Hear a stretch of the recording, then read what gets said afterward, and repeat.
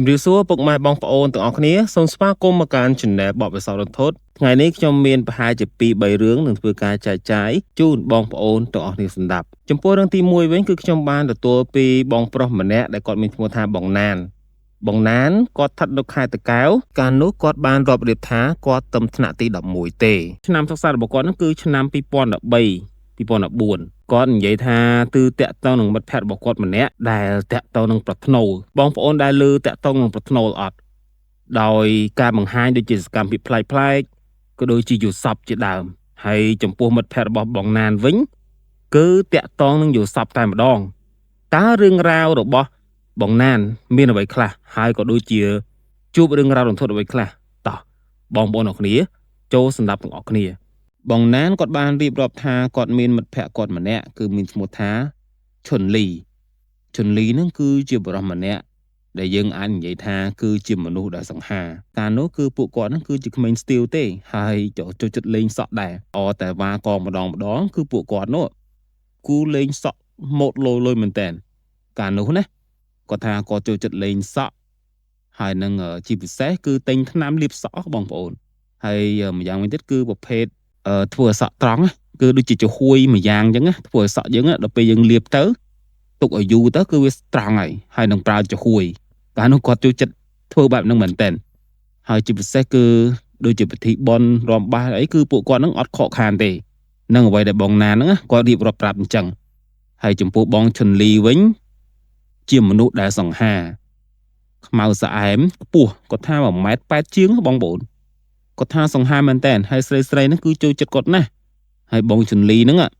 អាការរៀនសូត្រគឺមិនសូវជាបកែទេប៉ុន្តែបងជុនលីគាត់ចូលចិត្តច្រៀងក៏ដូចជាគូគំនូរជាដើមហើយអ្វីដែលគាត់ចូលចិត្តបំផុតនោះ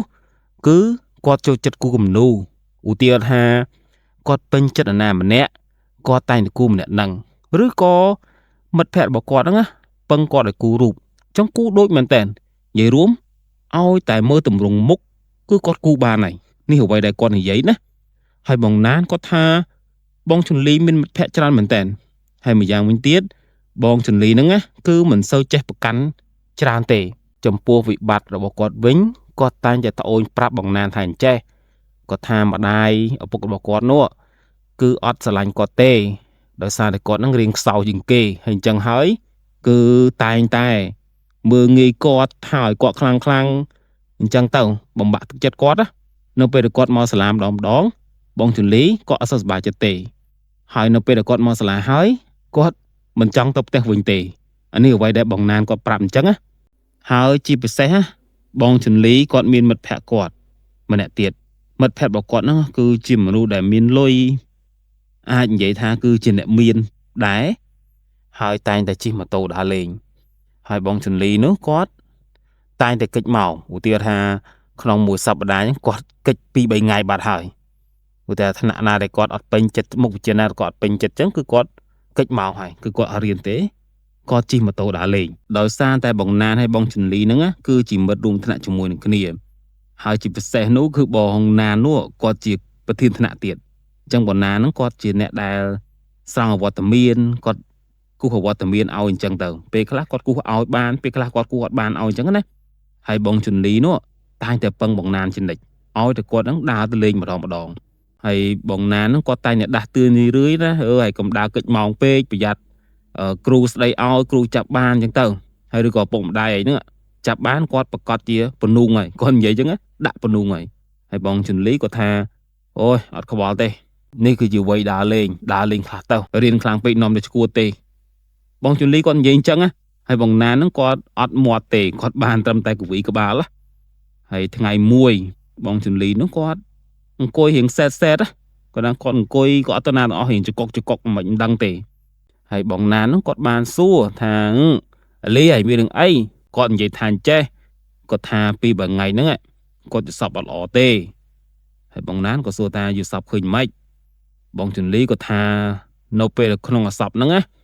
គាត់មិនដឹងថាទៅណាទេគាត់ថាវាថ្លឹងឃើញតែផ្សែងអាប់ខ្មៅគាត់និយាយអញ្ចឹងហើយស្រាប់តែគាត់ដើរទៅលិចមុខមនុស្សម្នាក់ហើយនៅក្នុងដៃរបស់មនុស្សម្នាក់ហ្នឹងគឺមានដាវទៀតថា គឺមកដល់គឺកាត់កគាត់យកតែម្ដងគាត់ថាក្នុងយល់សពណាគាត់ឈឺណាគាត់ឈឺមែនតើនៅអ្វីដែលគាត់និយាយជួនកាលក្នុងយល់សពហ្នឹងក្នុងគាត់ថា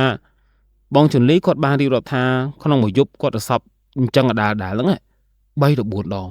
ហើយអញ្ចឹងហើយធ្វើឲ្យគាត់ហ្នឹងនៅតែដិតដាមអារម្មណ៍ហ្នឹងក្នុងអាសពហ្នឹងនឹកឃើញអញ្ចឹងចំណិចហើយបងណានក៏គាត់និយាយថាអញ្ចឹងឯងគួរតែយករឿងហ្នឹងទៅប្រាប់ឪពុកម្ដាយឯងទៅឬក៏អាចទៅវត្តទៅអីដើម្បីឲ្យលោកស្រោចទឹកចេញហើយបងជន្លីក៏អត់មាត់ទេប៉ុន្តែបងជន្លីនោះដែលបងណានគាត់សង្កល់មើលគាត់ថាបងជន្លីហ្នឹងប្លែកទៅជួនកាលនិយាយហ្នឹងនិយាយលក្ខណៈថារៀងឆ្លើយខុសពីធម្មតាហើយម្យ៉ាងវិញទៀតចូលចិត្តអង្គុយស្ងាត់ម្នាក់ឯងដូចជាមនុស្សដែលមានទុក្ខបងប្អូនហើយអញ្ចឹងបងណានហ្នឹងគាត់ចេះតែតាមសួរថាហេមិនហើយមានបានប្រាប់ម៉ែឪហេអត់គាត់និយាយអញ្ចឹងនៅគាត់ពេលខ្នាញ់ពេកគាត់និយាយអញ្ចឹងហ្មងហើយរឿងឯងទៅវត្តអត់ជាលក្ខណៈមិត្តភក្តិអញ្ចឹងគាត់ចេះនិយាយទៅហើយក៏អត់ដែលឃើញបងជន្លីនោះទៅដើរលេងណាទេហើយបងជន្លីបានអង្គុយស្ងៀមហើយបងជន្លីក៏គាត់តបវិញខ្លីថាអញ្ចេះហើយកុំមកចិត្តអញពិបាកចិត្តនិយាយអញ្ចឹងហើយក៏ងើបចេញពីបងណានទៅហើយបងណានគាត់បានឆ្ងល់អានេះមានរឿងអីវិបត្តិស្នេហាដឹងហើយមានបាត់ស្នេហាមែនឬឯងលួចស្រឡាញ់គេបងណានគាត់ស្រែកលេងអញ្ចឹងអូយអញគ្មានស្នេហាអីទេថយចេះឆ្ងាយពីអញទៅអញ្ចឹងទៅគាត់អត់ខ្វល់ទេគាត់ដឹងពីរៀនណាហើយសំបីតែម៉ោងរៀនណាបងជន្លីដូចមនុស្សអត់មានព្រលឹងអញ្ចឹងនឹងអ្វីដែលបងណានគាត់សម្គាល់ហើយជាពិសេសនោះបងណានគាត់បានឃើញរង្វង់ភ្នែករបស់បងជន្លីហ្នឹងដូចអត់បានសម្រាកអញ្ចឹងនេះអ្វីដែលបងណានគាត់ចាប់អារម្មណ៍នៅពេលចេញលេងបងណានគាត់តែងសួរហើយមិនហើយបងជន្លីក៏គាត់តបថាចេះគាត់ថាអញសពចូលចិត្តកន្លះខែនេះគាត់និយាយអញ្ចឹងគាត់ថាតាំងពីពេលហ្នឹងមកគាត់ថាគាត់សពរហូតសពឃើញតែរឿងអាដាដូចអញប្រាប់ឯងអញ្ចឹងហើយបងណានគាត់ភ័យគាត់ថានេះអត់ស្រួលទេវើយហើយបងណានគាត់និយាយចុះឲ្យមិនទៅរកម៉ែឪមិនប្រាប់ម៉ែឪឯងទៅហើយបងជន្លីគាត់ថាអញប្រាប់ហើយប៉ុន្តែម៉ែឪអញនោះដូចគាត់មិនខ្វល់ពីអញសោះនៅឲ្យគាត់និយាយរឿងពិបាកចិត្តអញប្រាប់ពី3ដងហើយគាត់តបវិញខ្លីគាត់ថាអូយហើយយកចិត្តដាក់ស្អីរឿងយល់សពទេវាមិនមែនជាការពិតឯណាហើយនៅមើលស្ថានភាពរបស់បងជូលីគឺពិបាកទៅដល់បន្ទាប់មកថ្ងៃបន្ទាប់មកទៀតសាបងលីហ្នឹងគាត់មានអារម្មណ៍ថាគាត់ចង់ទៅដើរលេងចៃដន្យនេះគឺមានមិត្តភក្តិរបស់គាត់ហ្នឹងគឺនៅជាមួយគាត់ម្ល៉េះហើយពួកគាត់នឹងទៅដើរលេងហើយក៏បានប្រាប់បងណានណាក៏បានប្រាប់បងណានថាអញទៅដើរលេងហើយជួយដាក់វត្តមានអញផងនេះអ្វីដែលគាត់និយាយអញ្ចឹងបងណានក៏អត់មកទេដោយសារតែគាត់នឹងរវល់ជាមួយនឹងការងាររៀនសូត្ររបស់គាត់ផងជាមួយនឹងកិច្ចការផ្ទះផងហើយម្យ៉ាងវិញទៀតគឺគាត់មានការងារសាលាច្រើនអញ្ចឹងហើយគឺគាត់នឹងបានតែអើតែប៉ុណ្្នឹងទេដល់ពេលរហូតដល់ម៉ោង11បងណាហ្នឹងគាត់បានឮដំណឹងមួយថាបងលីហ្នឹងបានគ្រោះថ្នាក់ចរាចរណ៍ស្លាប់បាត់ទៅហើយនៅពេលដែលបងណានគាត់បានឮអញ្ចឹងភ្លាមបេះដូងរបស់គាត់ពិតជាមានការតក់ស្លុតយ៉ាងខ្លាំងបើសិនបើគាត់ខាត់បងលីប្រហែលជាមិនអីទេប៉ុន្តែអ្វីដែលគាត់គិតបន្ថែមទៀតនោះគាត់គិតថានេះគឺតាក់ទងនឹងយល់សពដែលគាត់ប្រាប់បងណានច្រើនដងអញ្ចឹងហើយប្រកាសជាពាក់ព័ន្ធគ្នាឬក៏គេប្រាប់បធ្នោមុនអញ្ចឹងណាហើយអ្វីដែលពិបាកចិត្តមែនតើនោះគឺអត់បានធ្វើអីទាំងអស់គឺបានតែប្រាប់យល់សពឪពុកម្ដាយអញ្ចឹងទៅគឺពិបាកមែនតើបងណានគាត់បានបញ្ជាក់ថែមទៀតថាគាត់មិនបានទៅភ្លាមទេគាត់ថាលុះតែម៉ោង5ម៉ោង6បានគាត់បានទៅចូលរួមពិធីបុណ្យសពអញ្ចឹងហើយពួកគាត់ហ្នឹងគឺមានមិត្តភក្តិមួយក្រុមហើយនឹងមិត្តភក្តិផ្សេងទៀតព្រមទាំងគ្រូបរិញ្ញាផងដែរនៅពេលដែលបងណានហ្នឹងបានទៅដល់ភ្លាមបងណានគាត់និយាយថាគាត់ពិតជាសោកស្ដាយមែនតើគាត់ឃើញមិត្តភក្តិរបស់គាត់ដែលនិយាយគ្នាទាំងព្រឹកស្រស់ហើយមកសុកចិត្តបែកគ្នានៅពេលហ្នឹងនេះអ្វីដែលគាត់រាប់រៀបគាត់ថាគាត់ហ្នឹងក៏ចាប់ផ្ដើមទៅអុជធូបអុជអីនិយាយប្រាប់ហ្នឹងថាបែងទៅឲ្យស្ងប់ទៅហើយក៏អុជធូបអុជអីហើយប៉ុន្តែបងណាននៅពេលដែលគាត់គណៈពេលអុជធូបអ្វីអារម្មណ៍ដែលគាត់ សម្គាល់មើលខ្លួនឯងគាត់ថាមានអារម្មណ៍ថាដូចត្រជាក់ហ្មងត្រជាក់ដូចមានតកកនៅក្បែរអញ្ចឹងហើយម្យ៉ាងទៀតរៀងទៅហើយក្បែរត្រជាក់នៅពេលដែលគាត់អុជធូបហើយគាត់និយាយហើយចាពះពងចាពះនិយាយអញ្ចឹងគាត់ឮសំឡេងដូចគេហៅគាត់អញ្ចឹងនេះហើយដល់ពេលគាត់អុជធូបបដាគាត់និយាយបដាគាត់ឮសំឡេងហៅគាត់អញ្ចឹងគាត់ឡងព្រឺសបល់មកព្រឺសបល់ខ្ញាក់តែម្ដងហើយក៏គាត់ថាំងប្រហែលជាគាត់គិតច្រើននេះអ្វីដែលគាត់និយាយហើយក៏នាំគ្នានឹងទៅមើលសពលីងទៅហើយក៏ឃើញសភាពហ្នឹងគឺប្រពិតជាអាក្រក់មែនតើដោយសារតែឡានជន់មកឲ្យផងហើយកន្លែងហ្នឹងគឺខ្ញុំសុំអត់និយាយទេដោយសារតែគិតថាវាអាក្រក់មែនតើទៅលើការគ្រោះថ្នាក់ចរាចរណ៍អញ្ចឹងទៅហើយបងប្អូនហើយដឹងស្រាប់ហើយគឺការគ្រោះថ្នាក់ចរាចរណ៍មួយគឺវាមិនល្អទេគឺសភាពសពបងប្អូនគិតខ្លួនឯងណាពិបាកមើលមែនតើនេះអ្វីដែលបងណានគាត់រាប់រៀបប្រាប់ហើយគាត់ក៏អង្គុយហូបបបរហូបអីធម្មតានឹងអ្វីដែលគាត់និយាយគាត់អង្គុយកំដររហូតដល់ម៉ោង9ម៉ោង10យប់គាត់នឹងក៏ចាប់ដើមលាឪពុកម្ដាយរបស់បងលីបងណានគាត់និយាយថាកាលហ្នឹងគាត់ជិះកង់ទេហើយមិត្តភក្តិរបស់គាត់ក៏ជិះកង់ដែរនេះអ្វីដែលគាត់រាប់រៀបដល់ពេលអញ្ចឹងគឺជិះកង់ទៅនៅពេលដែលផ្លូវបំបែកចូលភូមិគឺគាត់ចូលម្នាក់ឯងទេបងប្អូនគឺសភាពនៃការចូលហើយគឺសភាពផ្លូវដែលចូលក្នុងភូមិរបស់គាត់រៀងស្ងាត់បន្តិចជាពិសេសគឺដើមភូមិនិងចុងភូមិតែម្ដងអត់មានផ្ទះទេហើយម្យ៉ាងវិញទៀតគាត់រាប់ថាស្ថានភាពផ្លូវចូលភូមិរបស់គាត់មិនមែនផ្លូវគ្រោះទេលក្ខណៈដូចផ្លូវខ្សាច់បងប្អូន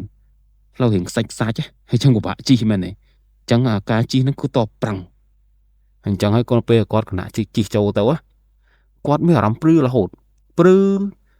សបល់ហើយខ្យល់ត្រជាក់រហូតហ្មងនេះអ្វីដែលគាត់និយាយនៅពេលដែលគាត់ចាប់ដើមជិះបែកគ្នាមួយភេទរបស់គាត់ភ្លាមគាត់ជិះចូលភ្លាមគាត់ឮសំឡេងលួយពីក្រោយរហូតហៅគាត់រៀងលក្ខណៈឡាយហើយគាត់ងាកទៅអត់ឃើញទេនេះអ្វីដែលយប់ទី1របស់គាត់ហើយសភាពនៃការជិះចូលក្នុងភូមិរបស់គាត់ថាព្រឺសបល់ហើយត្រជាក់រហូតនេះអ្វីដែលគាត់រាប់រៀបប៉ុន្តែក៏អត់មានឃើញអ្វីទាំងអស់គាត់ឮតែសំឡេងហាវលវើឆ្ងាយដូចនៅឆ្ងាយពីគាត់អញ្ចឹងនេះអ្វីដែលគាត់ឮដំបូងនៅពេលដែលបងណាហ្នឹងគាត់បានត្រឡប់មកដល់ផ្ទះហើយគាត់ហ្នឹងក៏រៀបចំកតាបរៀបចំផ្លាស់ប្ដូរកៅអៅហើយគាត់ហ្នឹងក៏រៀបចំបំពួកភ្លើងគោហើយឪពុករបស់គាត់ហ្នឹងបានប្រាប់គាត់ថាឲ្យគាត់ទៅយកចំបើងនៅខាងក្រៅផ្ទះគាត់ថាសភាពខាងក្រៅផ្ទះរបស់គាត់គូល្ងឹតឆុងតែម្ដងគួរឲ្យខ្លាចហើយដើមឈើធំមានដើមអំពិលដើមចកែដើមអំពិលទឹកដើមម្សៅស្រុកគាត់ថាគួរឲ្យខ្លាចស្ថានភាពនៅពេលដែលគាត់ហ្នឹងបានទៅយកចំបើងគាត់ហ្នឹងស្រាប់តែលឺស្នូសម្រាប់ជើងដើរពីក្រោយហើយការដើរពីក្រោយរបស់គាត់ហ្នឹងគឺដើរគៀកគាត់មែនតើហើយចំពោះឲ្យក្លិនវិញគូឡងឆ្អាបឈាមតែម្ដងនេះអ្វីដែលគាត់បញ្ជាក់ប៉ុន្តែនៅពេលដែលគាត់ដើរសម្រាប់ជើងហ្នឹងគាត់ងាកទៅអត់ឃើញអីទាំងអស់ប៉ុន្តែអាក្លិនឆ្អាបឈាមហ្នឹងគឺនៅជាប់ជាមួយគាត់តែម្ដងហើយគាត់ហ្នឹងក៏មានអារម្មណ៍យ៉ាងគាត់ថាប្រកាសជាលីមកតាម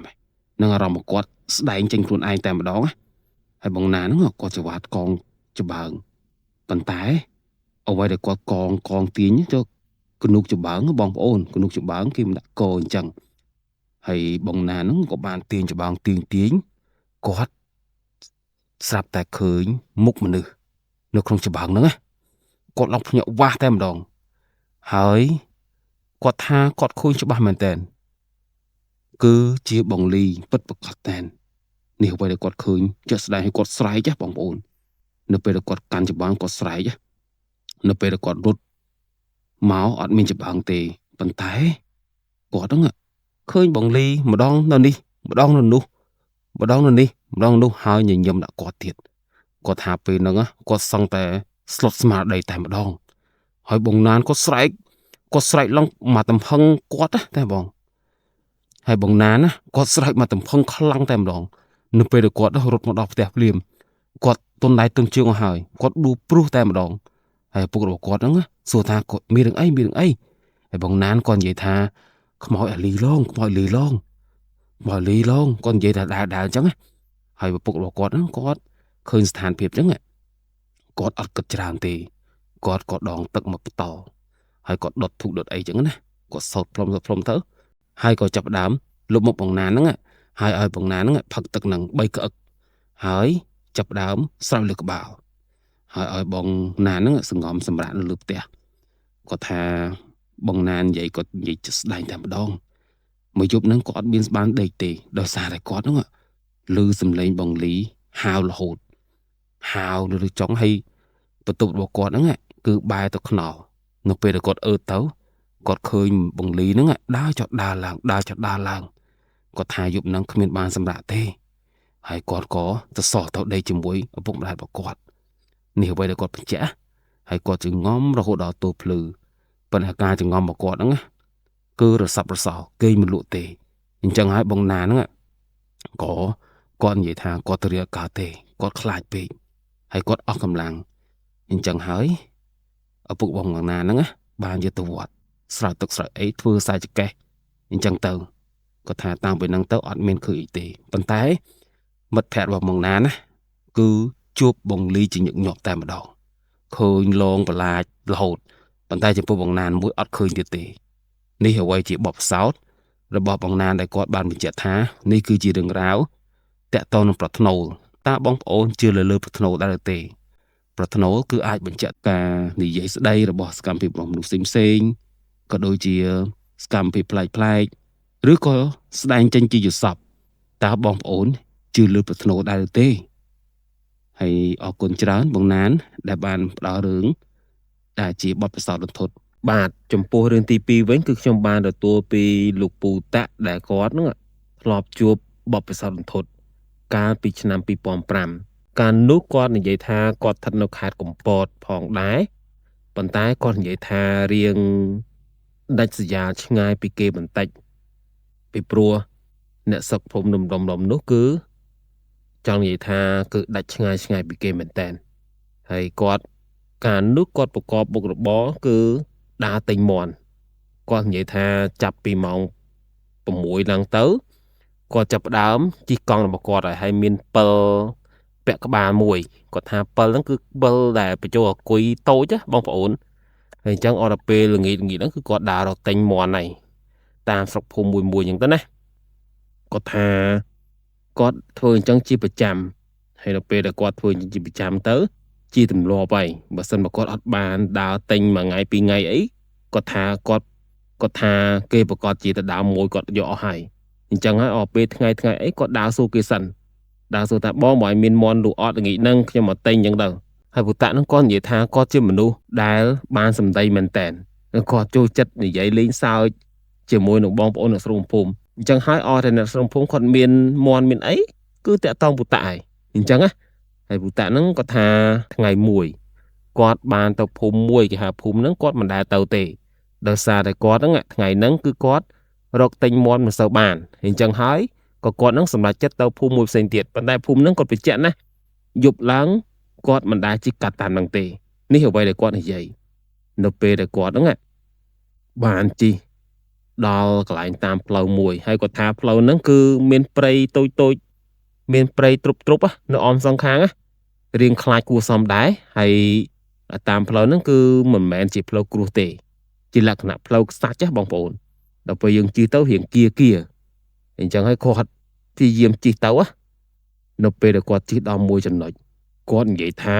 គឺមានដើមត្នោតចំនួន3ដើមគាត់នៅពេលគាត់ជិះទៅគាត់ឃើញដើមត្នោតហ្នឹងខ្ពស់មែនតើហើយដោះន្ទឹមគ្នាប៉ុន្តែស្រាប់តែគាត់ជិះទៅគាត់ងាកទៅគាត់ឃើញស្រមោលមនុស្សគាត់ថាគាត់ឃើញស្រមោលមនុស្សហ្នឹងគុកខ្មៅស្គល់តែម្ដងហើយលក្ខណៈខុសពីធម្មតាអ្វីដែលគាត់ឃើញហើយគាត់ហ្នឹងក៏គាត់ថាហេ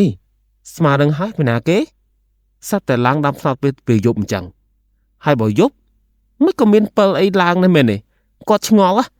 ហើយគាត់ឆ្ងល់មិនជុំទេងុំហើយគាត់ឈប់មើលហ្មង